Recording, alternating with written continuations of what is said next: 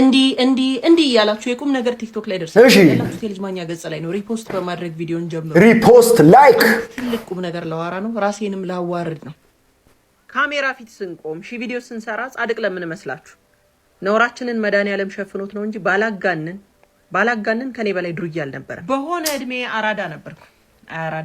አራዳ የሞከረውን ሁሉ ሞክሬያለሁ። አያቴ ብትጠየቅ ልጄ ጨዋ ናት፣ ቢወለድ ምን ይሰራል፣ አንድ እሷ በቂ ናት ትላለች። ጓደኞቼ ቢጠየቁ የመበላሸታቸው ምክንያት ነበርኩ። የሰው ልጅ ስለምን ይቅማል፣ ይጠጣል፣ ይጦዛል፣ ይቆምራል ብትሉ ሲጀመር ደስ ይላል፣ ሲቀጥል አምጡ ማለት፣ ሲሰልስ ደግሞ አብዝታችሁ ስጡኝ ትንሽ አይጠቅመኝም ማለት ይጀምራል። ከዛ ነው ላቆመ ሲሉት ብስጭት፣ ድብርት፣ ህመም ይመጣል።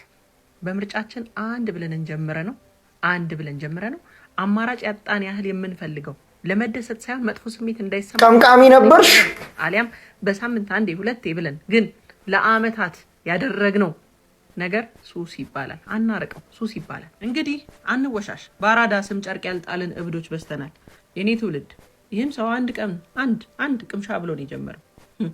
ሳታስበው አንድ ቀን ስትነቃ አይምሮ ታግቷል፣ ውሳኔ መስጫህ ላሽቋል፣ ልብ ሳምባ ደክሟል፣ ሙድ ተገሏል። የለም ጥፋተኝነት ስሜት ወሮሃል። የወደዱሽ በአንቺ ተስፋ ቆርጠዋል። ይሄንን መስመር ከሄዱ ራስን ማግለል ይጀመራል። ራስን ማግለል መልስ አይደለም። ገንዘብ ባዶ፣ ስራ፣ ትምህርት ባዶ ወይ ረፍዷል።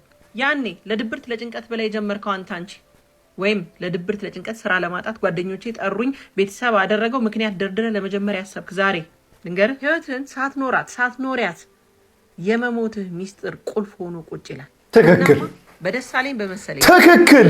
ዘውል ቆምሮ ያላችሁ የገባችሁበት ወይም ለመግባት ያሰባችሁ ኢየሱስ ግብሩ ሰውን ዜሮ ማስገባት ነው። ትክክል። ዜሮ። ውሳኔያችሁ ዛሬ ካልጀመረ ኢየሱስ ግብሩ ዜሮ ነው። ትዳርህ የሆነ ቀን ስትነቃ ፈርሷል። ቤትህ፣ ሚስትህ ዜሮ። ወላጆችህ ለአይናቸው ጠልተውሻል። ኢየሱስ ግብሩ ይወርስሃል፣ ይዋረስሃል። አይንህ መልካም ማየት እስኪያቆም ግለኛ ያረግሃል፣ ያቆሽሻል፣ ያገመሃል። ይሄ የጻድቅ ሰው ድምጽ ሳይሆን እግዚአብሔር ረድቶት በጊዜ የተመለሰ ሰው ድምጽ ነው። አታርፍዱ የኔ ትውልድ፣ አታርፍዱ፣ አናርፍድ።